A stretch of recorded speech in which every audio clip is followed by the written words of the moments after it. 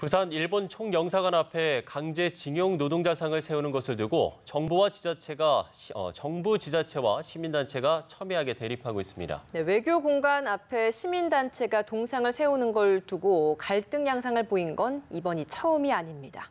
손형주 기자입니다. 강제징용 노동자상이 부산 일본 영사관 인근 인도 한복판에 놓여 있습니다. 지난 1일 설치를 위해 시민단체가 노동자상을 옮기자 경찰이 강제 해산을 통해 막아섰기 때문입니다.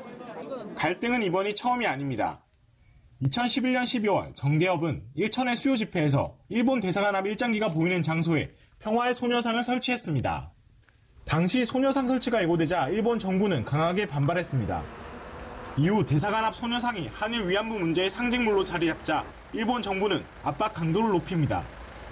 그러던 중 2015년 12월 한일 위안부 합의에서 박근혜 정부가 일본 대사관 앞 소녀상 이전에 이면 합의했다는 사실이 알려져 정부에 대한 국민 불신이 가중됐습니다. 지금도 대학생 단체는 대사관 앞에서 농성을 펼치며 소녀상을 지키고 있습니다. 갈등 양상은 2016년 고스란히 부산으로 옮겨왔습니다. 부산 지역 시민단체가 같은 해 말 부산 동구 일본 총영사관에 소녀상을 설치했습니다.